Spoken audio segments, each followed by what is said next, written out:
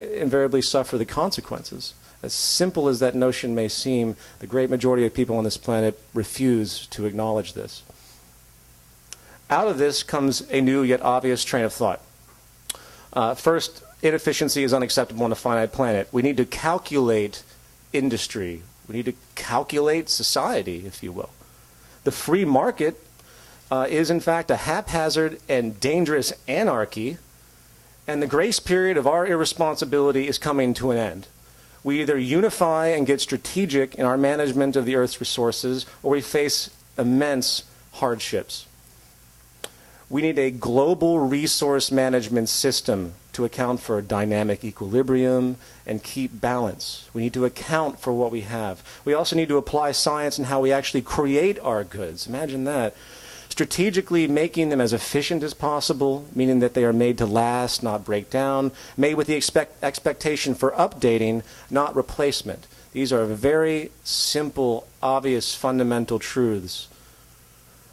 We also need to use the most efficient methods for producing those goods, and in this case, deliberate mechanization. Technological unemployment, and I've talked about this at length, and I'm not going to go into too much detail here, but it is now inverse to productivity in most sectors. In other words, more people are displaced, the more mechanization comes in, the greater the productivity.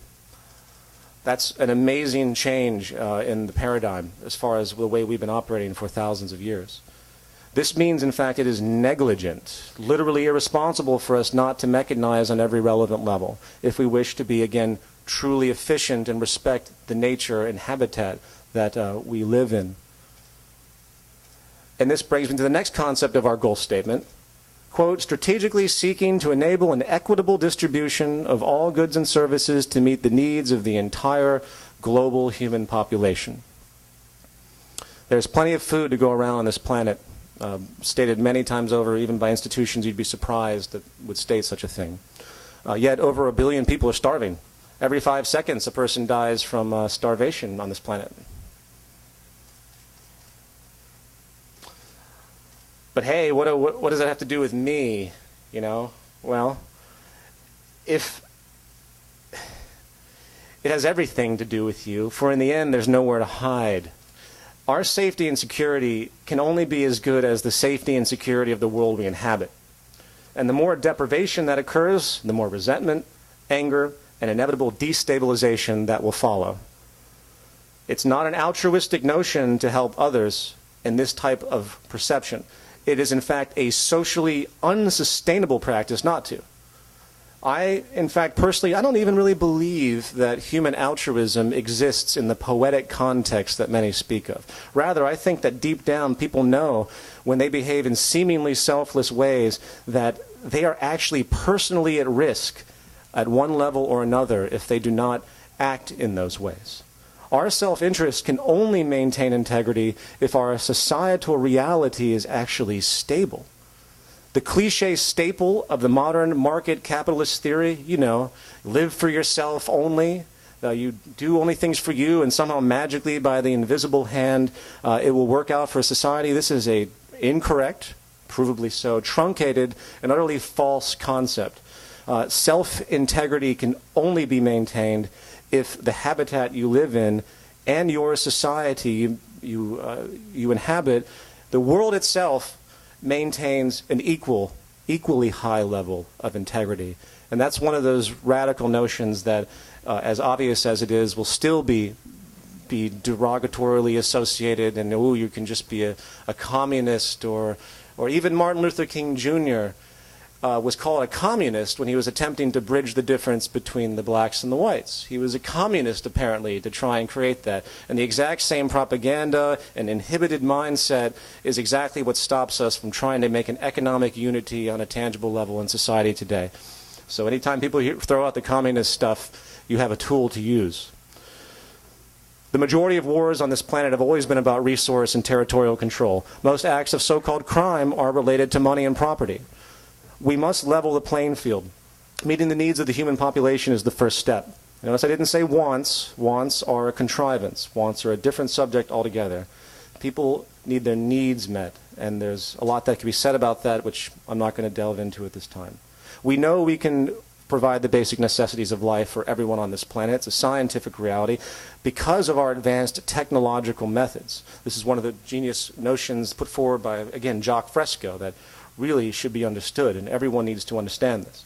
We need to simply devise a system to do so and get it done, in accord, of course, with the most scientifically efficient and responsible methods we understand, hence the nature of a true economy. And finally, we have, quote, while ensuring maximum environmental sustainability over generational time. This simply goes back to what the definition of an economy requires. We have the kind of specter of recycling initiatives and so-called green industries. It's just a sad attempt at true ecological respect in a system that has no ecological respect and can't have any for it to operate. A true economy doesn't have a notion of a green practice. These are the fact that we even have such an idea, the fact that we even comment on or see, ooh, how it gets sustainable. That's a tremendous signpost of how far we've come. So a true economy doesn't utilize anything like, for example, recycling is an afterthought. No one's, even after all the years of our recycling practices, very few initiatives are made in the production capacity by industry to actually think ahead about this, because it isn't profitable for them to do so. The majority of goods have no capacity to be updated, computer enclosures. I can go on long tangents about very illogical, simple things that could be done to extend longevity, but again, it will bring down cyclical consumption, bring down the circulation of money, drop GDP, drop labor, etc. Recycling mechanisms, in other words, are going to be built in the future. They would have to be in the production phase. Landfills would be an anomaly, not normality. Now, to conclude my section of this meeting, let's quickly take a look at where we are now. What is the consequence of all this inefficiency that we speak of? Well, as much as I hate to say it, I would have to say that a society rests at the edge of a cliff with a gigantic abyss underneath. The consequences of the monetary market model are no longer mere inconveniences or theoretical assumptions put forward by people. We see what's happening now. It's a cancer that's slowly eroding the fabric of our stability. As many know, very briefly, money is made out of debt and interest is charged on that debt. Anyone familiar with banking or the stock market knows money is now treated as a commodity. In fact, it always was, but more so today than ever. And it's bought and sold. The profit generated by the sale of money comes from interest. However, unannounced to most, something you won't read in Time magazine or any economist manual, is that the interest money charged doesn't exist in the money supply. It's not there. There's only so much there. Every time they charge interest, that money has to come from somewhere. It has to come from more monetary creation, which guess what's loaned out at interest again. So there's always more outstanding interest than there is principal debt. If anyone's confused why we have skyrocket debt defaults across the world, personal, corporate, sovereign, well, this is fundamentally the reason. It's not the sole reason. It's capitulated by other things that are happening in derivatives markets, but it's an inevitability. The global market is one gigantic pyramid scheme. And one way or another, it's going to come crashing down if it's not literally stopped in its tracks, which is something, frankly, I advocate, as difficult as that may seem. However, we're not only faced with ongoing systemic global debt defaults, we're also